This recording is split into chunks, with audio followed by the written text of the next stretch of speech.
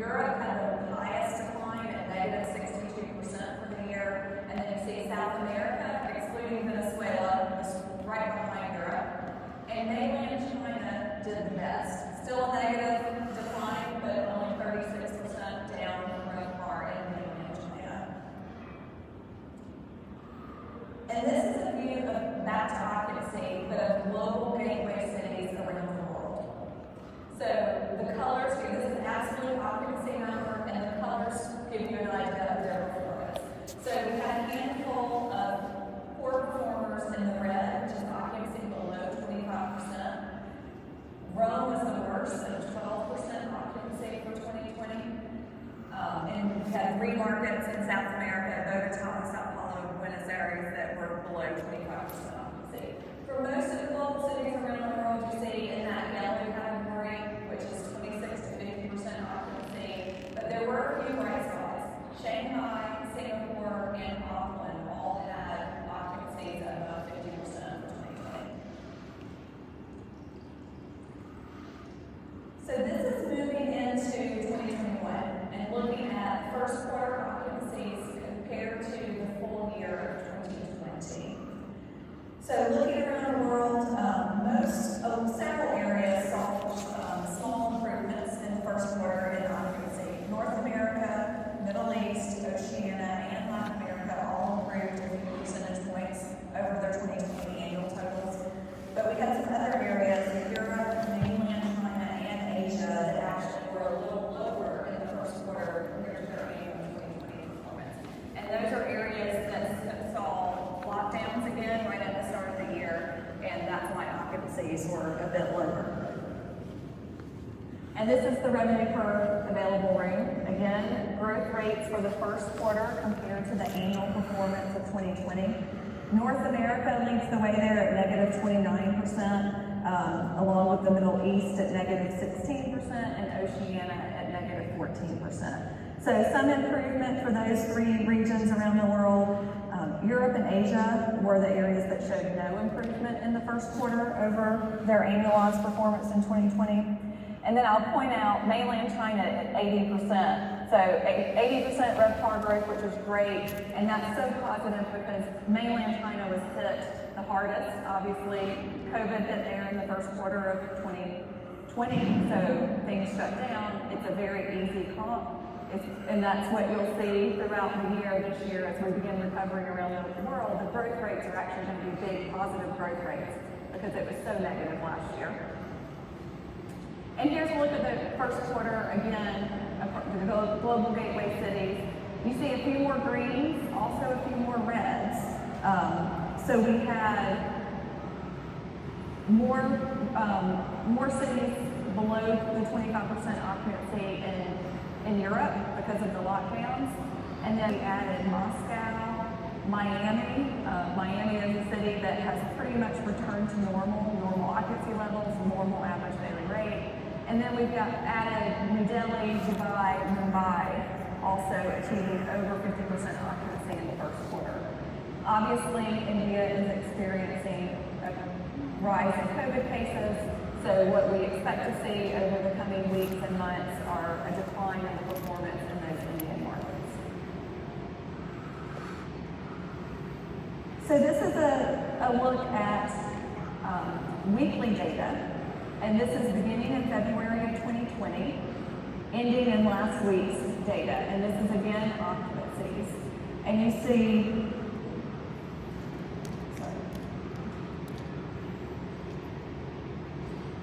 make sure I have my numbers correct. So starting there at the bottom is the European. You see in April, we have Europe, Middle East, United States, everyone bottoming out in April of 2020. And moving on to where we are in last week, we've got mainland China back up at almost 70%. So what we saw with mainland China was a big dip after the first part of the year of this year. There was a lockdown, COVID cases were increased, they had a lockdown, and now they have reopened and returned pretty much back to normal. We're starting to see more normal levels in the United States also. still, depending on where you are in the U.S., how well the occupancy has recovered.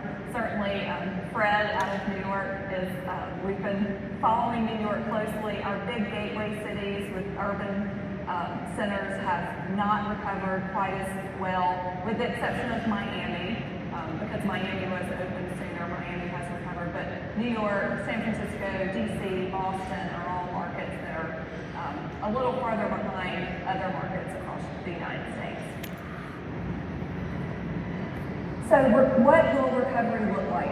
It really will be different for every part of the world and every type of hotel. And these are all of the data points that we will be watching that a market will need to full recovery. You can't just recover in the market on pure leisure, like domestic leisure. You need both domestic and international, and it really depends on the business mix in your market or in your hotel that you are going after. So looking ahead, this is demand on the books for European cities, and you see a big jump here for Glasgow. They have currently business on the books at 90% occupancy levels expected in November for the UN Climate Change Conference.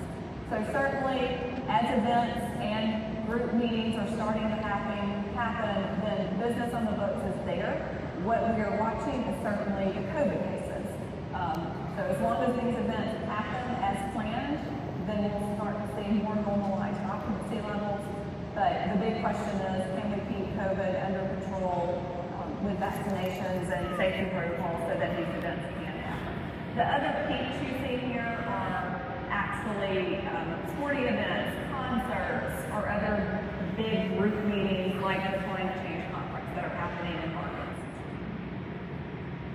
And to wrap up, this is a view of demand, room nights sold, and the recovery that we expect to happen.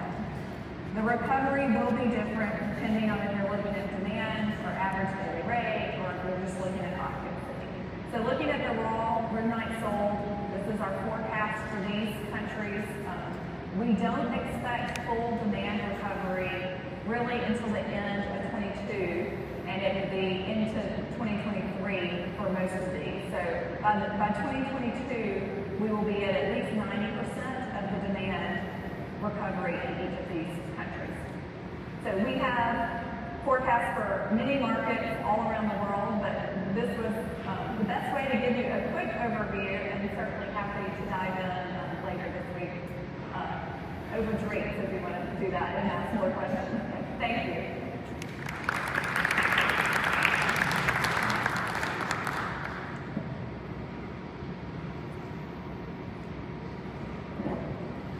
I'm going to really quick introduce again Mace Jules, who's going to become an elephant group. I'm sorry about that. And Marisol Vanegas, who are going to be talking about social impact.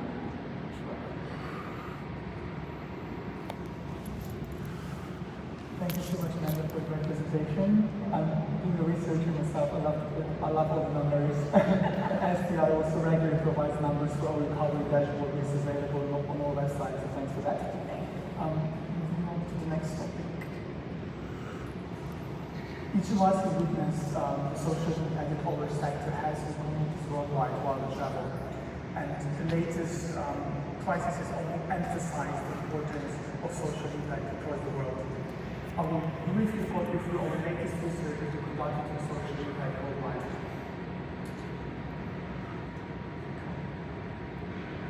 But before I delve deeper onto the topic, I would like to share with you our latest economic numbers for 2020, which we released just a few weeks ago. As you can imagine, the COVID-19 pandemic had a devastating impact on the sector. Travel and tourism GDP contribution declined from 10.4% of global GDP in 2019 to 5.5% in 2020. Overall, absolute size of the loss was nearly $4.5 trillion, which is a 49% decline. Just to give you a comparison, the global economy declined by 3.7% last year, a much smaller decline. Moving on to jobs, we witnessed a job loss of 62 million last year, which is a 19% decline compared with the year before. It is also important to emphasize that many million jobs are currently being protected by job protection schemes across the world, which are at risk of being lost if we don't restart the sector in a safe way as soon as possible. Also very important, there was a disproportionate impact on women, minority and youth, and also on SMEs, which account for 80% of the sector.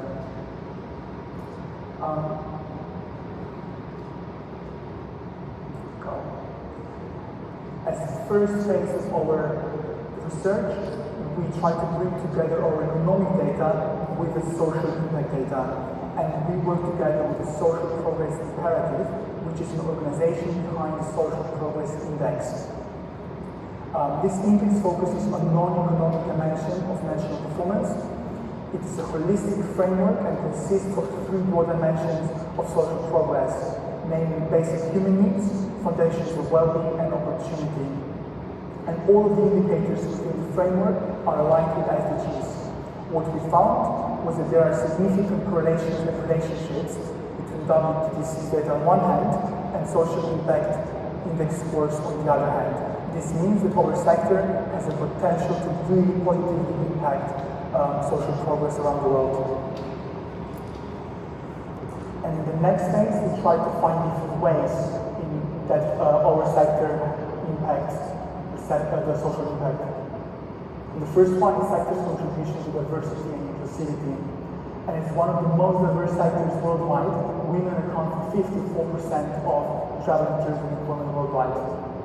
Also interestingly, the tourism sector has almost twice as many women employers as other sectors. And the sector employs a higher share of youth than the overall economy in many countries. Secondly, travel and tourism is an enabler for community enrichment, and between 2011 and 2019, our sector grew faster than the global economy. This means that we are enriching local communities and livelihoods at a faster rate than most other sectors. Thanks to our sector, small island developing states, which account for less than 1% of global population, receive nearly 5% of total global international spending. This showcases the sector's ability to really spread the wealth across the world and enrich the nations and emerging economies. Travel and tourism's impact reaches far beyond this direct impact in terms of GDP and employment throughout the entire supply chain and interlinkages to other sectors such as agriculture, arts, construction, and many others. And just to give you some stats here, for every $1 which is generated in direct tourism GDP, more than $2 are generated on an indirect or just basis. And similarly, nearly 2 new jobs are created on an indirect basis for every direct job globally. So this shows the multiplier effect of the sector. And our sector has a significant role as a catalyst for innovation and entrepreneurship. And as I mentioned earlier, SMEs account for 80% of the sector and have been particularly affected by COVID-19 and have been relying on the governmental support for survival. The last dimension we looked at is, and for surprising, our sector is a really significant driver of job creation. Prior to the pandemic, travel and tourism's employment exceeded the financial services, healthcare, and automotive sector, amongst many others. And while at the global level, the sector accounted for 1 in 10 jobs in 2019, it accounts for a greater proportion of jobs in many developing and emerging states, particularly in the Caribbean countries, for instance. On the right-hand side, you can see the table, which shows the top 20 countries in terms of the reliance of travel and tourism for jobs.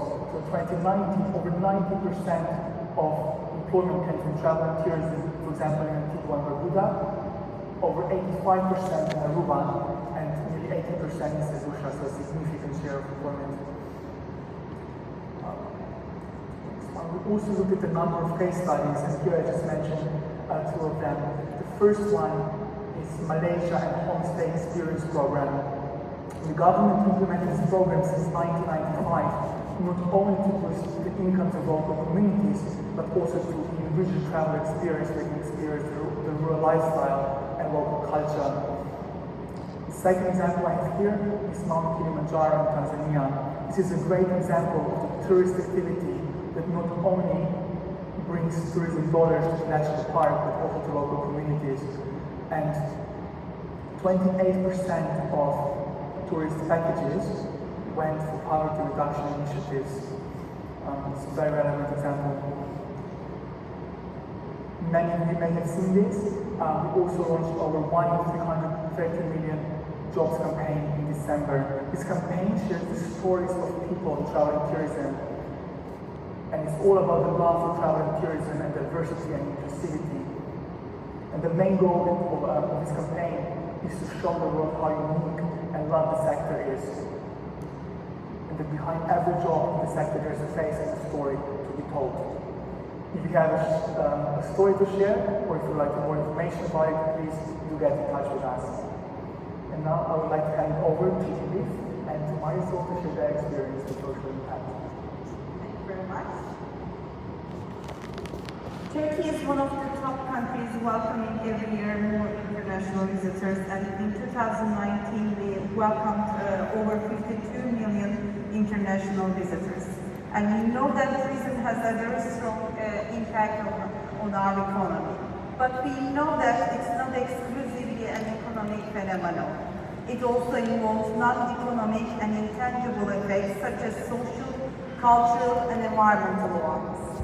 As the newly founded Tourism Board, Turkey Tourism Promotion and Development Agency, TJ, we acknowledge and appreciate this abundance and aim to focus on every single aspect of it. Since 2020, with our establishment, as the agency, we have been working on several major initiatives supporting the tourism development in parallel to promotion and marketing activities. As for tourism product development efforts, over 50 different tourism pillars are identified by us for developing Turkey tourism in different segments, areas, and places. And again, in parallel to the product development, regional marketing strategy and system was launched, which targets every city, every town, every village of the country, 7 geographic regions, and 81 different cities. The agency staff traveled in person to every city during these times of pandemic to raise awareness to our tourism promotional strategies, to gather every mix of heritage, culture, local traditions, history, local cuisine specialties, handcrafts, and more. By doing so, we are able to influence the locals to get their support. Sustainable tourism development is heavily dependent on the goodwill of local communities, their support, and their involvement in related activities and programs. How residents perceive the tourism development has a significant impact on the sustainability of tourism development at a destination. And tourism influences change in the brand systems, individual behaviors, family relationships, collective lifestyles, moral conduct, creative expressions, traditional ceremonies, and community organizations.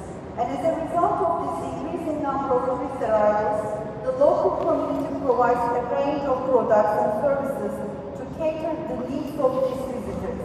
Income earned through these endeavors contributes to the economic development of the local community, and thereby fundamentally changing the community itself and propelling the destination further through the life circle model.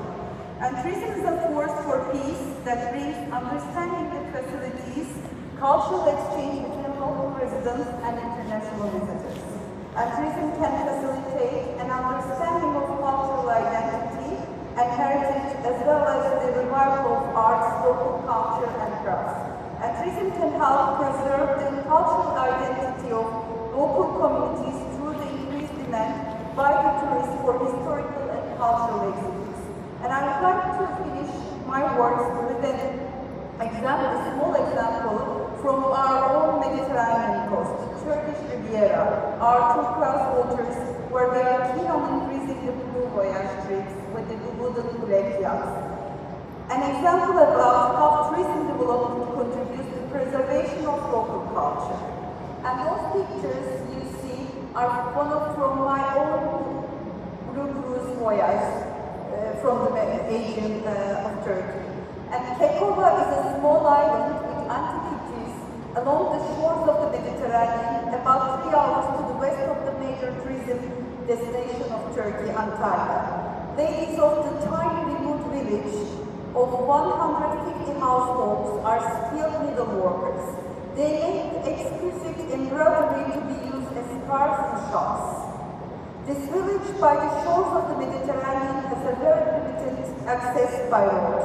Mostly blue voyage visitors anchored by the village, but they are not moored as there is no harbor. So these ladies walk on their small boats, stop by every boat in the bay and offer their fine handmade products to the visitors on board. They do not only contribute to their family financially, but they also train their young ones for embroidery. A small but powerful example of keeping local culture alive, involving local women and girls in economy and preserving local culture identity and increased pride of residents in the local culture. Thank you.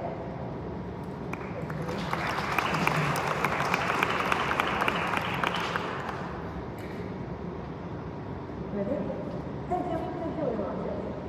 And thank you all of you. Good afternoon. My name is Marisa Vanegas. I am the Minister of Tourism here in Quintana Roo. We have 12 destinations, legal destinations, and we have very success in this moment in tourism. But I'm going to talk to you about tourism and social impacts about tourism before the pandemic actually. Then maybe it's important to say that I'm not a politician.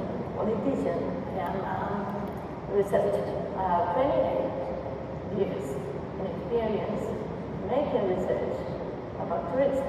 Then it's an opportunity to make this experience and make different ways of seeing you and have better results. It's a new model of tourism in Quintana Roo. We made a new model of doing tourism. Then, on behalf of the state of Quintana Roo and the beautiful WTTC Summit venue, let me share with you some ideas about the action taken boost the impacts of tourism and make tourism work that serves and seeks tangible benefits in the communities, in the recipient population group and in all the sectors involved. Then we talk about the social impact of tourism. We talk about it from two different perspectives. The first refers to involving vulnerable communities, actors and groups in the flows of value chains and converting them into the service providers and food actors with economic and social benefits.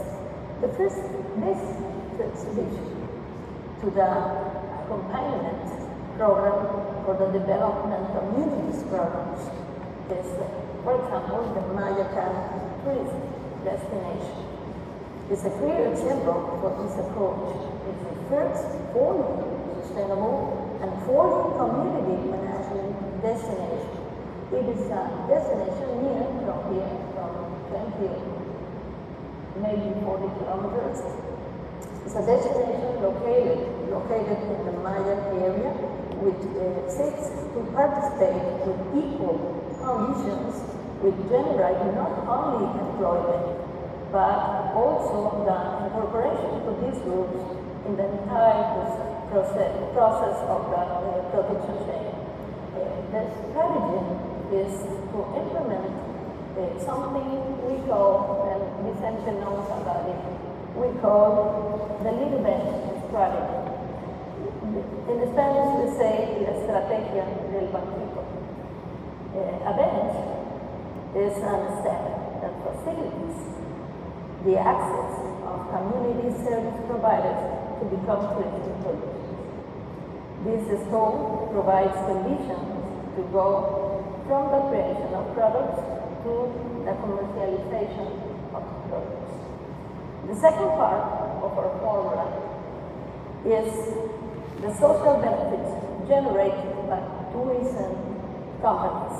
The sector generates more than 450,000 direct jobs in Quintana Roo.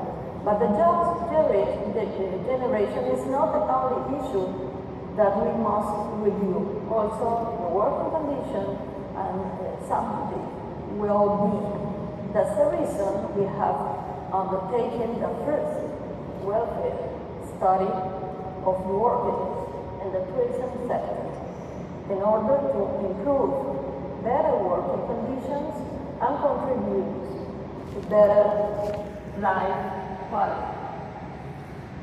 Although the main social impact of tourism is employment, but it's not the only one.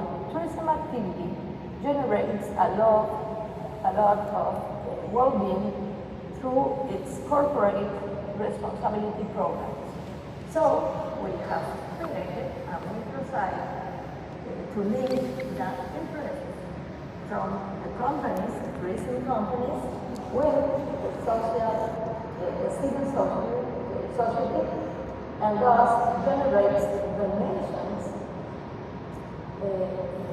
and benefits directly to the community. On my office here in Cancun, we have a website, and then we have a register social organization in charge of issues such as health, sports, children, sustainability, everything. Then, to coordinate everything of these two spheres, we have development programs for one important thing here in Quintana Roo is to recover or the pride and belonging recovery. Quintana Roo is a very cruel society generated by high migration, which is why we have a program named the History. It's something like this is the name of the program. In order to generate pride and belonging to the cultural, natural, and historical heritage of Quintana Roo, we have also published a booklet for all the children in 3rd, 4th, and 6th grade. This is very important because the children didn't know nothing about tourism. Maybe not the good benefits of tourism. This program framed an important instrument called Sustainable Tourism Master Plan. We made this master plan with 3,000 people over 3 years, which is already the official document of tourism policy and sets the guidelines for tourism in Quintana Roo until 2040, extremely aligned with the audience. And it is a plural and democratic instrument based on governance, on the construction of a collective approach, and that both generates development, builds competitive destinations, but also healthy, safe destinations. Thank you very much. It's a pleasure for me to stay here. Thank you so much. There are some great examples of social education action. WTTC now, as the second phase of the project, will continue to compile best quantifiable best practices with regards to social impact in different destinations. So if you have anything to share, please do get in touch with us.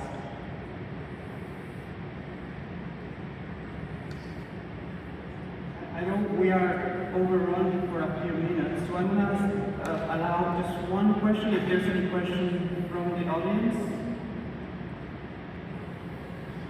Yeah, we can.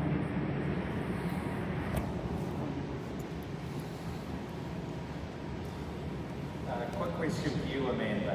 Chris Adams with Miles Partnership. Did your data look at vacation rentals, holiday home rentals, which are a major part of the accommodation sector and in many parts of the world have boomed in terms of occupancy? Short-term rentals, we've begun to look at it as STR. So only in the U.S. have we started this pilot where we are looking at collecting performance data from short-term rentals in Miami, Philadelphia, Nashville as a pilot. And what we have found is during the pandemic, the short-term rentals had higher occupancies than hotels, but much lower average daily rate. So my assumption is vacation rentals are on a similar path. We don't have vacation rental data, but it's, people want space. They wanted to go into environments where they could have less public contact, and so vacation rentals or short-term rentals were much more desirable.